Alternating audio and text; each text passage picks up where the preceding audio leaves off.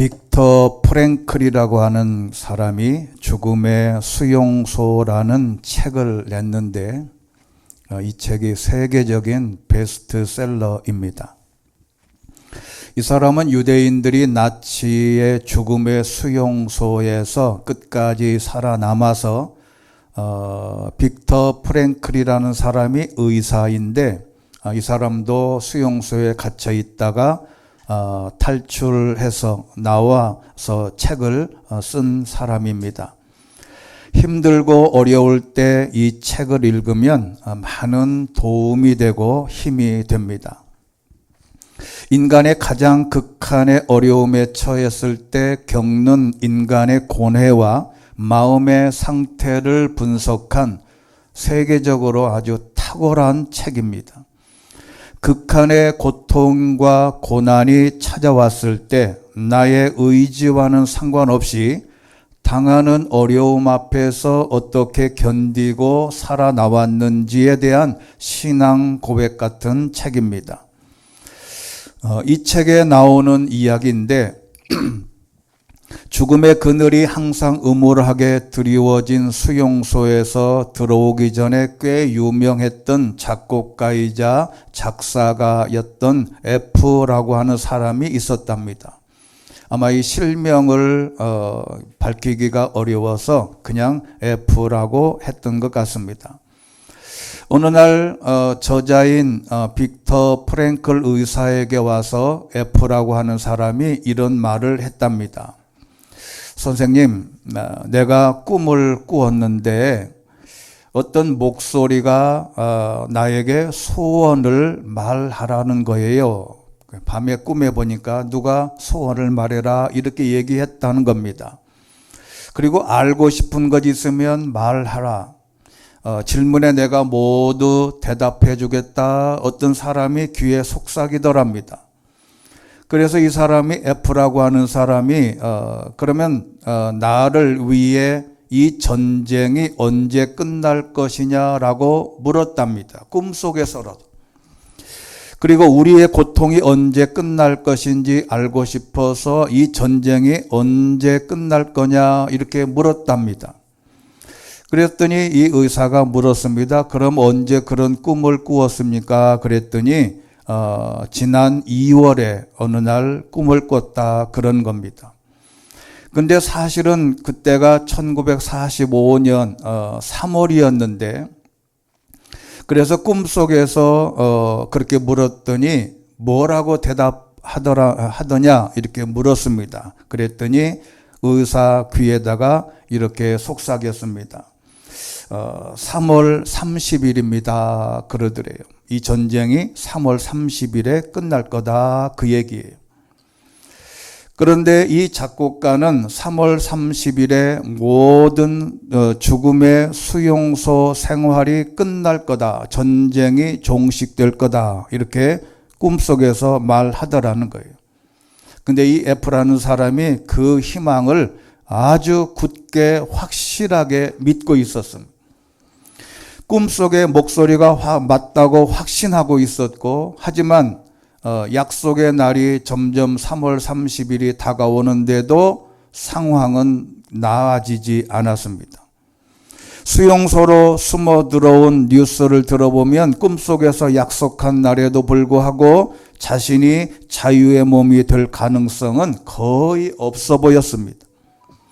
그러던 차에 3월 29일 즉 3월 30일에 끝날 거라고 생각을 했는데 3월 29일에 갑자기 건강했던 이 F라고 하는 작곡가가 아프기 시작합니다. 열이 아주 높게 올랐습니다. 그리고 30일 꿈속에서 그날에 전쟁이 종식될 거라고 하는 그날에 헛소리 하다가 의식을 잃고 그 다음 날 31일에 그는 사망했습니다. 인간 정신 상태에 관한 이야기인데 용기와 희망이 있을 때 그리고 그것이 상실됐을 때 육체의 면역력과 그리고 얼마나 밀접한 연관이 있는지를 보여주는 사례랍니다. 희망과 용기의 갑작스러운 상실이 인간에게 얼마나 치명적인 결과를 초래하는지 보여주는 대표적인 사례로 이 책에서 말하고 있습니다. 실제로 우리가 저와 여러분이 알듯이 1945년 8월에 2차 세계대전이 끝나지 않습니까? 그런데 그 수용소에서 제일 많이 수용소에서 죽었던 사람이 언제냐면 1944년 성탄절부터 1945년 새해에 이르는 그 어간이랍니다. 그때 제일 많이 죽었대요.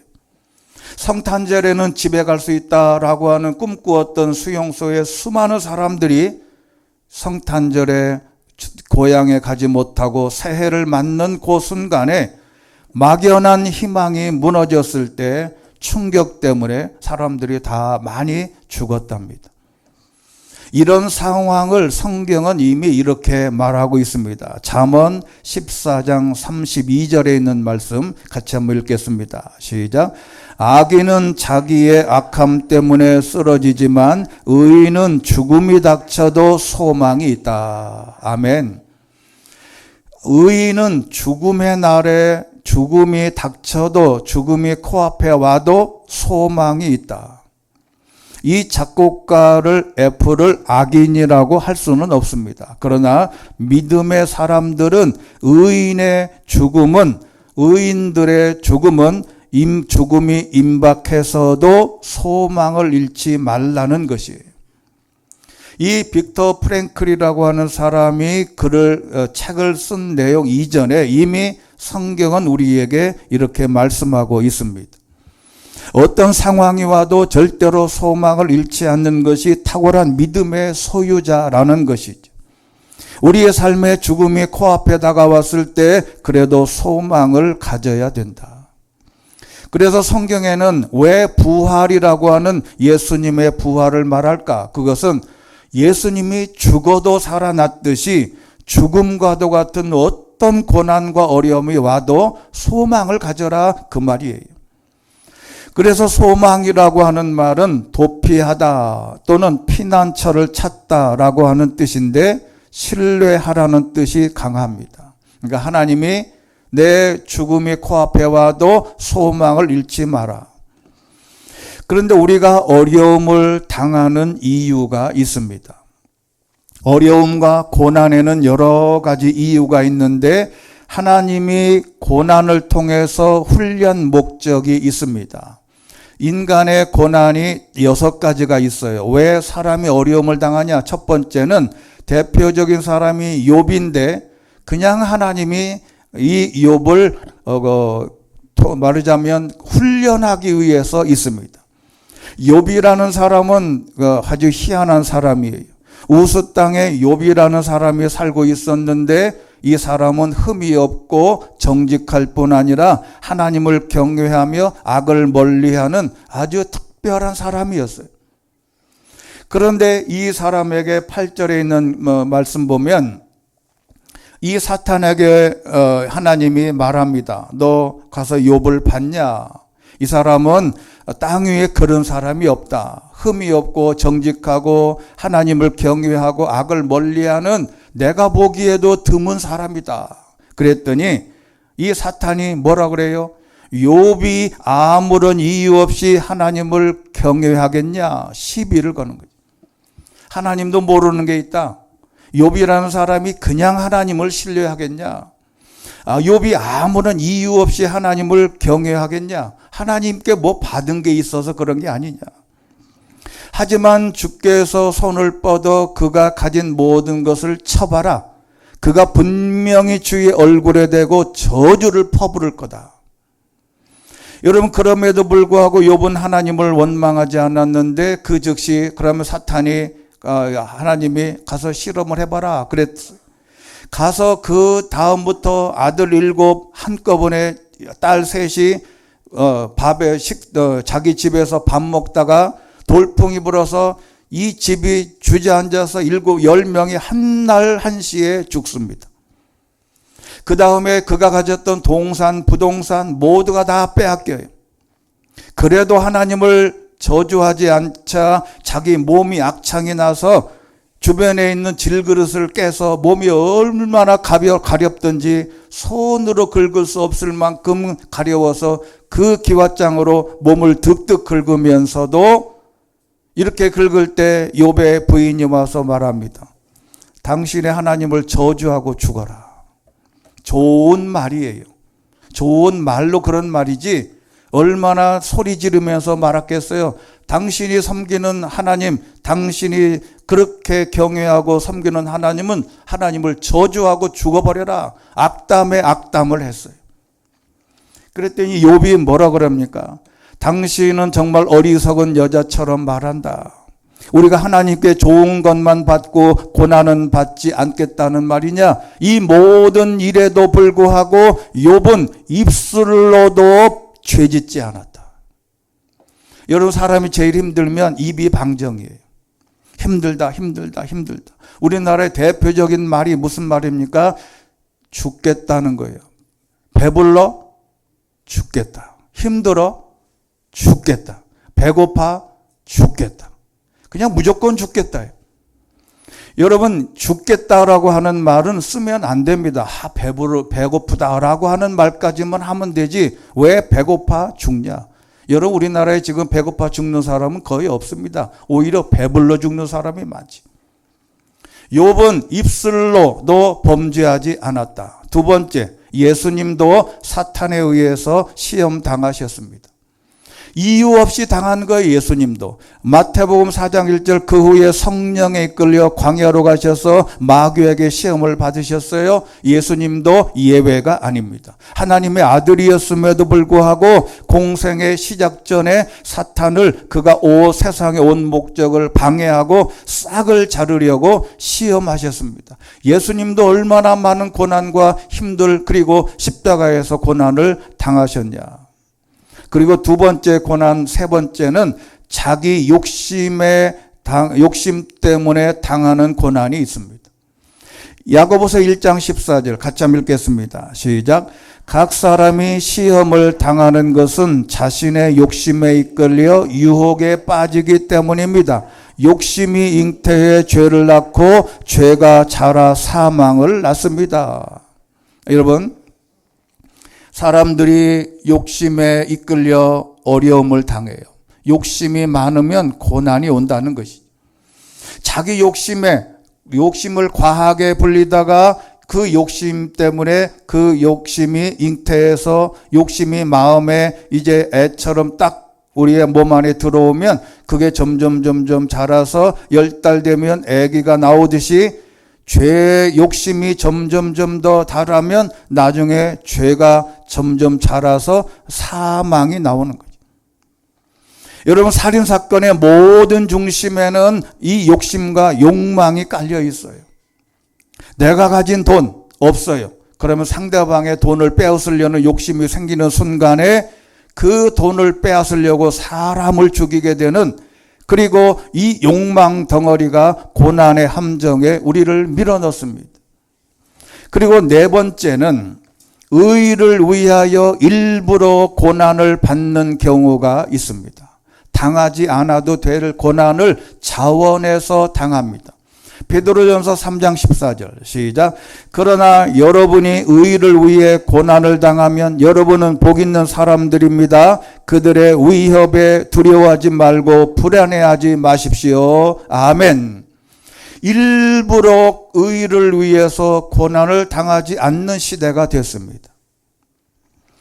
제가 신대원 들어가서 교회가 우리나라에서 최고의 정점에 있을 때 그때 많은 사람들이 교회를 개척을 했어요. 그때 개척을 할 때 개척한다 그러면 내가 부목사로 있다가 개척을 한다 그러면요, 그 적어도 100명 이상은 큰 교회에서 따라 나와요. 그 편안한 교회, 큰 교회, 혜택 받는 교회, 이제 신경 쓰지 않아도 모든 것이 잘 굴러가는 큰 교회에서 이제 누리기만 하면 될 그 사람들이 일부러 개척교회를 따라 나와서 의를 위해서 고난당하고 열심히 그 개척교회를 따라가요. 근데 지금은 오히려 작은 교회에서 큰 교회로 다 갑니다. 의를 위한 고난이 없어요. 그래서 베드로전서 4장 13절의 말씀 보면 여러분이 그리스도의 고난에 참여하게 된 것을 기뻐해라. 이는 그분의 영광이 나타날 때 여러분이 크게 기뻐하고 즐거워하게 하려는 것이다. 의를 위하여 일부러 고난을 자처하는 고난이 있습니다. 이것을 예수님이 이렇게 말씀하셨어요. 복되도다 의를 위해 핍박을 받는 사람들은 하늘나라가 그들의 것이다. 의를 위하여 고난을 받는 게 있습니다. 그리고 다섯 번째는 이유 없이 당하는 고난입니다. 내가 아무리 노력을 해도 안 돼요. 이것은 바로 전쟁과 기아, 사회적인 시스템, 그리고 공산치하 같은 이런 모든 내가 관여하지 않았는데도 당하는 고난이 수없이 많습니다. 지금도 북한과 중국에는 수많은 크리스찬들이 숨어서 예배하고 기도합니다. 그들은 이유 없이 그냥 당하는 거예요. 내 의지와는 상관없이. 앞에 말씀드린 빅터 프랭클이라는 유대인도 자기와는 상관없이 어떻게 할 수 없이 그냥 그렇게 고난을 당하는 고난이 있습니다. 자, 그러면 마지막 여섯 번째 오늘 주제입니다. 범죄했을 때 고난을 당하는 고난이 있습니다. 이게 오늘에 있는 주제인데 이사야서 1장 1절 오늘 말씀 보면 이사야라고 하는 선지자는 유다 왕 우시야, 요담, 아하스, 히스기야 4대에 걸쳐서 4명의 왕이 있을 때 이 이사야 선지자가 바로 선지자 활동을 한 것입니다.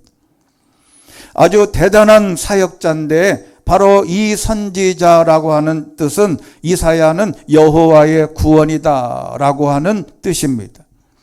이 사람은 선지자인데 때로는 선지자 예언자라고도 합니다. 그런데 이 선지자라고 하는 뜻은 미리 알고 있는 자라는 뜻이에요. 이 말은 하나님이 말씀해 주셔서 미리 알고 있는 사람이라는 뜻인데 아모스 3장 7절에 이런 말씀이 있습니다. 같이 한번 읽겠습니다. 시작.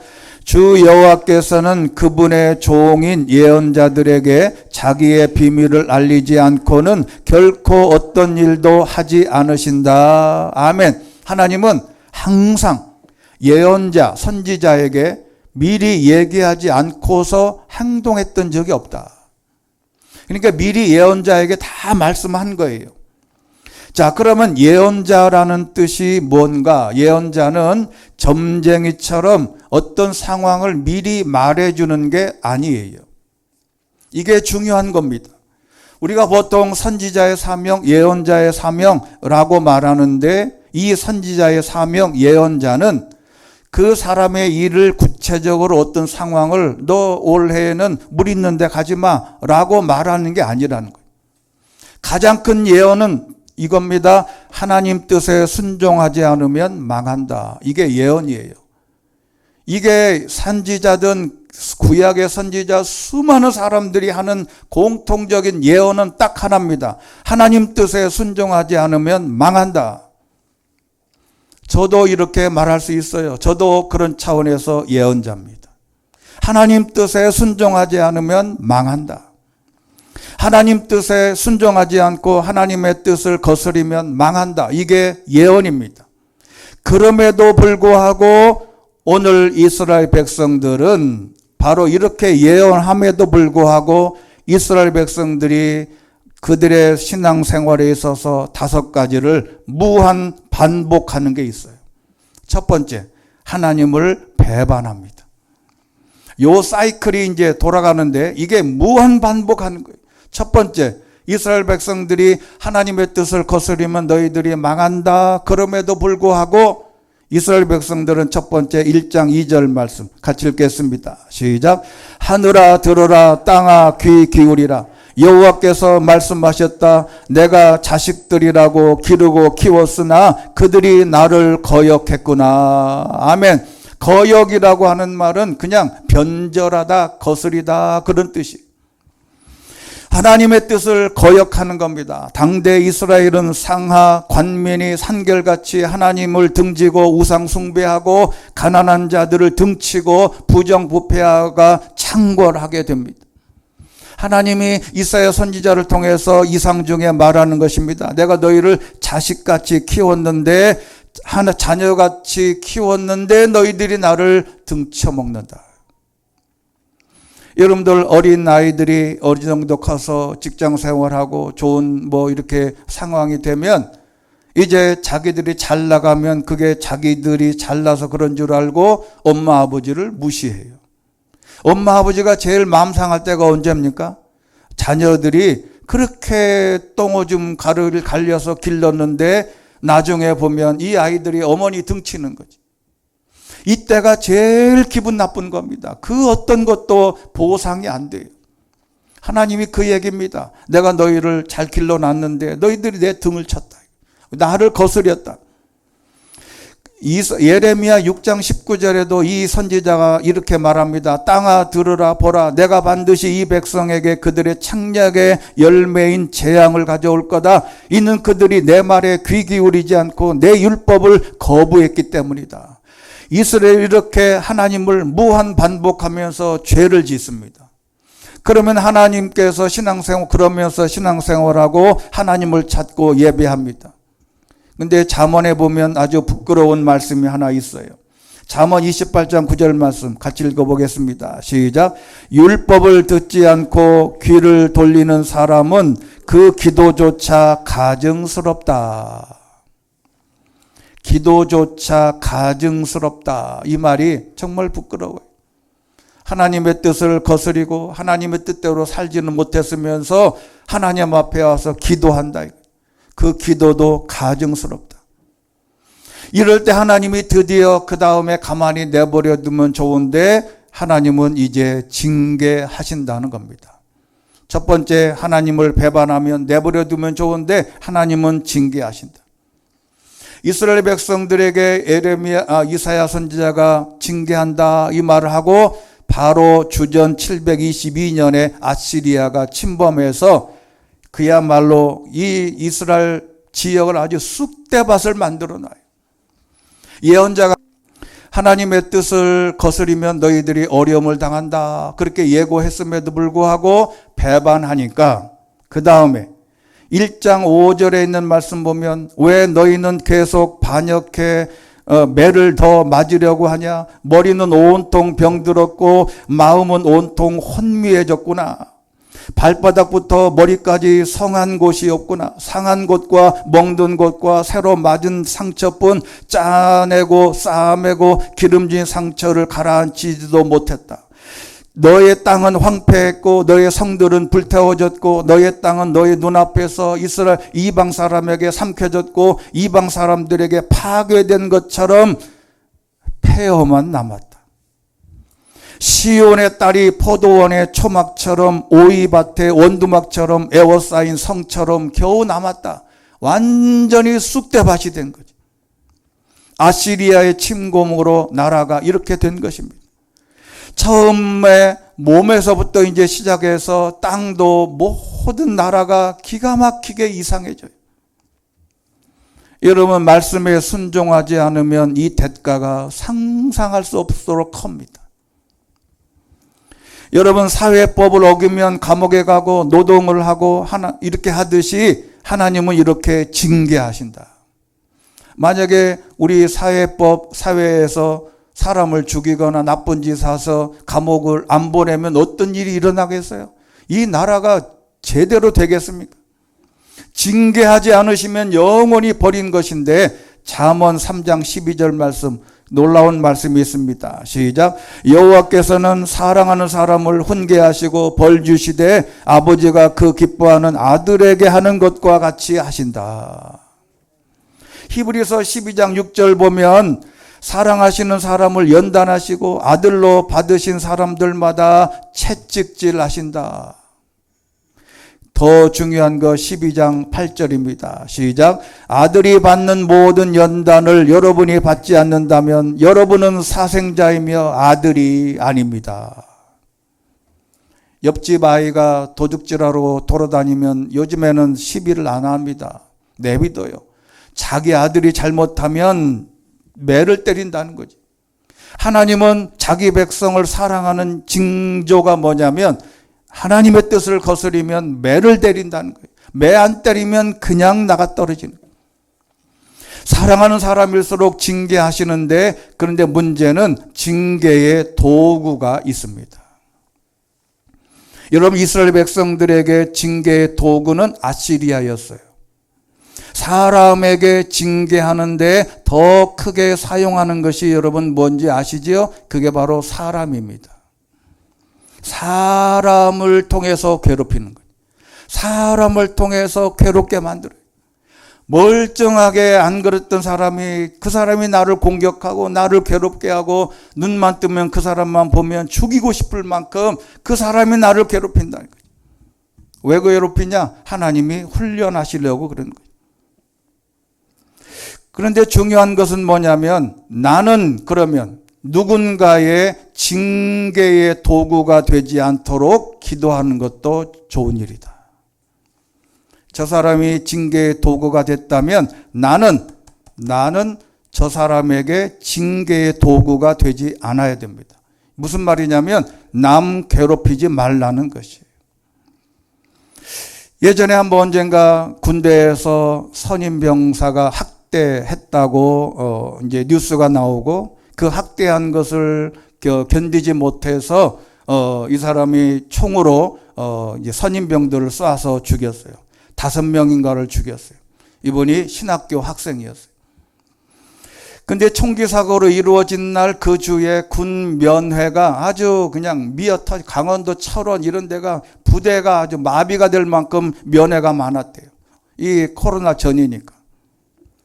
가서 많은 사람들이 물었다 그래요. 아들 보고 아들 잡고 너 맞은 데 없냐? 엉덩이 까보고 종에 까보고 옷 벗어봐라. 제가 그 뉴스를 듣고 너무 놀란 거예요, 제가. 여러분 왜 놀랐냐면 그게 중요한 게 아니에요. 네가 때린 사람이 없냐고 먼저 물어야 된다니까. 너는 안 때렸냐? 그 수많은 사람이 와서 면회했는데 면회한 사람 중에 애들을 때린 사람이 더 많거든. 여러분 이게 굉장히 중요한 겁니다. 맞은 데 없냐고 물을 게 아니라 너는 사람 때린 적이 없냐라고 먼저 물어보고 안 때렸다 그러면 까봐라. 그래서 확인해야 될 거 아니에요. 여러분 우리가 크리스찬이라고 해서 다른 사람한테 다 이런 어려움만 당하는 게 아니에요. 나도 힘들게 사람을 괴롭힐 수도 있단 말이죠. 이런 고난의 함정에 빠졌을 때 하나님은 회개를 촉구하는 하나님의 음성이 들려옵니다. 이사야서 1장 16절 손을 씻고 스스로 깨끗하게 하라. 내 눈앞에서 너의 악한 행실을 버려라. 악한 일을 그만두고 좋은 일 하기를 배워라. 정의를 추구하고 압제하는 사람들을 바른 길로 인도해라. 고아를 위해서 변호하고 과부를 위해서 싸워져라. 이렇게 악한 행실을 버리면 하나님의 뜻대로 나와서 하나님의 뜻에 순종하라. 이런 음성이 오늘도 하나님의 말씀을 통해서 TV에서 온갖 설교나 하나님의 성경을 통해서 말씀하고 있는 거예요. 그런데 중요한 것은 스스로라는 말이 중요합니다. 자, 앞에 있는 중요한 손을 씻고 스스로 깨끗하게 해라. 여기 스스로가 엄청 중요한 거예요. 누가 지적하지 않아도 스스로 깨닫고 돌아와야 된다. 어느 누구도 충고하고 권면해서 회개하지 않습니다. 스스로 깨닫지 않으면 길이 없어요. 아이들도 중고등학교만 가기 시작하면 누구의 말도 요즘에는 안 들어요. 자기 자아가 형성되면 다 적으로 여겨서 말을 안 듣습니다. 그래서 스스로 깨닫는 것이 중요해요. 여러분 점쟁이들이 드라마에 보면 이 점쟁이들은 왜 그런지 반말을 그렇게 해요. 그래서 이제 점쟁이가 딱 앉아있으면 싹 점을 보러 딱 들어오면 자기보다 나이가 훨씬 많아도 반말로 하는 거예요. 너 어릴 때 마당에 감나무 있었지? 그래. 아니요. 그러면 있었으면 큰일 날 뻔했어. 그래. 있다 그러면 뭐라 그래요? 오바, 있었으니까 그런 거야. 그냥 말꼬리를 싹싹 비틀면서 얘기하는 거야. 대놓고 말하는 거지, 1대1로. 다수로 전보지 않습니다. 1대 10명이 가서 함께 전봐주세요. 말 안 해요. 죄송하지만 저도 점쟁이만큼 할 수 있어요. 1대1로 만나면 할 수 있다니까. 제가 개인적으로 와서 물어보여요. 그러면 제가 솔직하게 말할 수 있어요. 저도 이제 목사가 된 지 벌써 30년이 넘었다고요. 수많은 교회에서 수많은 사람들을 봐서 웬만하면 사람을 보면 딱 알아요. 그런데 처음 본 사람도 아닌 여러 해 견디고 겪었던 사람들이라면 더 잘 아는데 대놓고는 말을 못한다. 왜? 대놓고 말하면 삐지고 교회를 떠나고 견디지를 못해. 똑같습니다. 그러면 어떻게 하면 되냐? 그래서 스스로 깨닫지 못하면 안 된다. 하나님의 말씀이 대중을 향해서 1대 100, 1대 1000, 1대 만으로 하나님의 말씀을 선포해도 그 많은 사람 중에 저 말씀이 나에게 주신 말씀이다 라고 스스로 깨달아야 된다. 그러면 네 번째는 하나님의 약속입니다. 회개하면 회복해 주신다. 무조건 때리는 게 아니에요. 이사야서 1장 19절, 만약 너희가 기꺼이 순종한다면 너희는 그 땅에서 좋은 것을 먹게 될 것이다. 하나님은 순종하면 좋은 것을 먹게 된다. 순종한다는 말은 우리가 경청하다는 말이에요. 하나님의 말씀을 잘 듣는 게 중요하다. 듣고 경청하고 실행에 옮기면, 그래서 예레미야 3장 12절에 있는 말씀 보면 예레미야를 통해서 이렇게 같이 말합니다. 같이 한번 읽어보겠습니다. 시작. 가서 이 말들을 북쪽을 향해 선포하여라. 여호와의 말이다. 믿음 없는 이스라엘아 돌아오라. 여호와의 말이다. 나는 자비롭기 때문에 노한 얼굴로 너희를 향하지 않을 것이다. 내가 한없이 화를 내지 않겠다. 회개하고 돌아오면 이유를 묻지 않는다는 거지. 어떤 죄를 짓든지 하나님 앞에 나오면 하나님은 이유를 묻지 않는다. 그리고 마지막 5번째는 구원의 약속이 됩니다.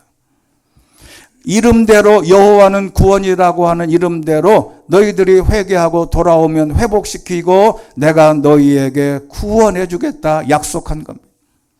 1장 27절에 있는 말씀입니다. 시작. 시온은 정의로 구속함을 얻고 돌아온 사람들은 공의로 구속함을 얻을 것이다. 아멘.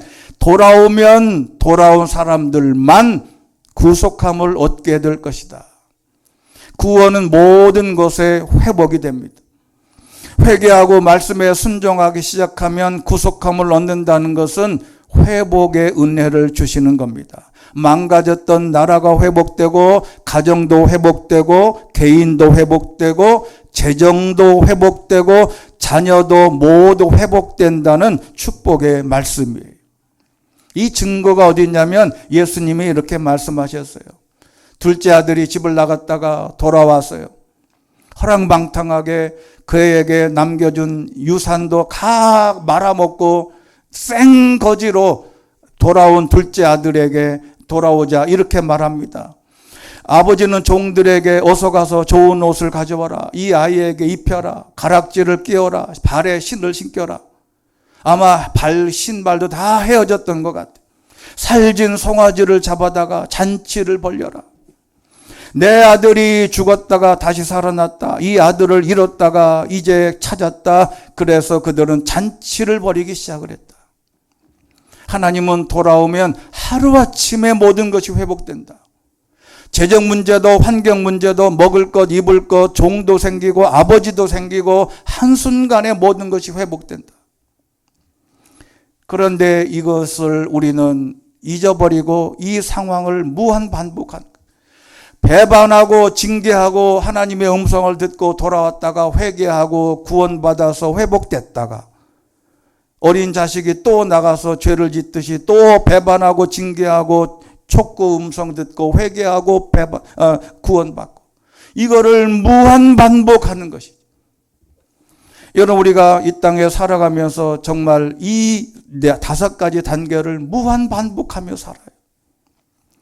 그래서 제일 중요한 게 뭐냐? 어차피 우리는 하나님을 배반하지 않고 살 수는 없어요. 그래서 뭐가 제일 중요하냐면 회개가 중요합니다. 뉘우치고 마음을 고쳐먹고 죄나 잘못을 뉘우치고 마음을 고쳐먹는 거예요. 그래서 이 계시록 2장 5절 보면 너는 어디서부터 잘못됐는지 생각해봐라. 회개하고 처음 행했던 일들을 행해라. 만일 그렇지 않으면 회개하지 않으면 내가 내게로 가서 내 촛대를 그 자리에서 아예 옮겨버릴 거다. 시편 71편 20절에 있는 말씀 보면 내게 크고도 심한 고통을 맛보게 하셨지만 이제는 내 생명을 다시 회복시키시고 땅의 깊은 곳에서 나를 다시 끌어올리실 것입니다. 출발은 회개에 있다는 거예요. 토니 캠폴로라고 하는 사람이 쓴 회복이라고 하는 아주 그 유명한 책이 있어요. 이 사람이 호주 사람인데 이 빌리라고 하는 소년이 있었답니다. 그런데 그 여동생 앤이라고 하는 사람이 이 장애가 너무 심해서 혼자서는 못 움직이고 휠체어에서 살았답니다. 그래서 이 여동생이 학교에 입학하자마자 오빠인 이 빌리가 동생을 수호천사 역할을 했어요. 매일 학교까지 휠체어를 직접 밀고 다녔습니다. 그런데 오고 가는 길에 힘들지 않았고 오히려 동생을 돌보는 일에 이 빌리는 아주 자랑스러운 특권을 받은 것처럼 행동했어요. 그런데 이 빌리가 4학년을 마칠 무렵에 이 동생이 그만 세상을 떠났어요. 근데 여동생과 함께 무거운 짐이 떨어져 나갔지만 후련하기는커녕 이 오빠에게 주체할 수 없는 슬픔이 밀려왔답니다. 그게 뭐냐면 자기의 목표가 없어진 거예요. 자기도 나름대로 어떤 의욕과 삶의 어떤 그 목표가 있었는데 목표가 한순간에 사라지니까 이 빌리라는 애가 천하의 말썽꾸러기로 변해갑니다. 얼마나 못되게 구는지 이 아이가. 그래서 선생님들은 빌리를 못된 아이로 부르고 혀를 끌끌 차고 그에게 부흥이라고 하듯이 빌리는 이 더없이 망가졌어요. 그리고 매번 쓰는 학적부에다가 이놈은 못된 놈이다, 이놈은 악한 놈이다, 이놈은 세상에 구제받지 못할 이 학생이다. 계속 학생 기록부에 쓴 거예요. 7학년이 됐을 때 빌리의 그 반에 새로운 스미스 선생님이 왔답니다. 그 선생님이 한참 이 기록부를 읽다가 이제 면담을 하는데 빌리를 불렀어요. 너 빌리 일로 와봐라. 그랬더니 빌리는 그렇게 나쁜 짓을 했음에도 불구하고 올 것이 왔다 하는 표정으로 갔더니 선생님은 빌리의 학생부를 높이 쳐들고 앉아서 빌리에게 이렇게 말했답니다. 여기 너 5학년부터 6학년까지 너의 나쁜 행적들이 낱낱이 적혀 있구나. 근데 여러분 이렇게 얘기하면요. 누가 요즘에 생활기록부에 그런 걸 씁니까? 우리나라만 안 써요. 외국에는 있는 그대로 씁니다. 남의 훔쳤으면 훔쳤다. 그리고 나쁜 짓 했으면 다. 근데 생활기록부 우리나라에는 그렇게 썼다가는 학부모들이 와서 막 대들 안 돼. 이렇게 다 이제 아주 그냥 낱낱이 아주 적나라하게 그대로 표현해서 쓰는 거예요. 그랬더니 이 학생의 빌리가 너무 부끄럽잖아요. 그래서 고개를 푹 숙이고 있는데 갑자기 이 선생님이 기록부를 딱 보더니 그 앞에서 쫙쫙 찢어버리는 거예요. 그리고 쓰레기통에 확 집어넣고 이제부터 너 새롭게 다시 시작을 해라. 내가 기억하지 않고 보는 데서 다 찢어버린 거예요. 며칠 후에 이 아이가 진짜 새 사람이 된 거예요. 교회 가서 주일학교 선생님들이 아이에게 질문을 했습니다. 혹시 너희 주위에 예수님 같은 분이 있냐? 손 들어봐라 그랬더니 빌리가 손을 번쩍 들더니 누구냐 그랬더니 우리 스미스 선생님이요. 여러분 하나님은 과거를 묻지 않습니다. 어떤 죄를 짓든 하나님은 용서해 주시고 회복시켜 주시는 줄로 믿습니다. 문제는 하나님을 배반하는 것이 문제가 아니고 배반했더라도 끊임없이 하나님 앞에 회개하고 하나님 앞에 회개의 기도를 통해서 우리 자신들이 날로 새로워지면 이런 믿음을 유지해야 된다는 것이죠. 죄송하지만 한번 따라해 보겠습니다. 하나님은 과거를 묻지 않으신다. 모두 다 회개하고 하나님께 모든 일들이 회복되는 은혜를 경험할 수 있게 되기를 주의 이름으로 축원합니다. 자비로우신 하나님 아버지, 우리는 사람인 고로 하나님을 늘 배반하고 징계받고 회개하고 또 하나님 앞에 돌아와 회복하고 이 사건들을 무한 반복하는 부족한 주의 백성들입니다. 하나님 아버지, 그럼에도 불구하고 우리는 회개하고 하나님의 말씀에 거듭나서 늘 새롭게 회개의 길에서 벗어나지 않도록 저희를 축복해 주시고 과거를 묻지 않으시는 하나님의 놀라운 비밀을 우리도 경험하게 도와주시옵소서. 예수 그리스도 이름으로 기도드리옵나이다. 아멘.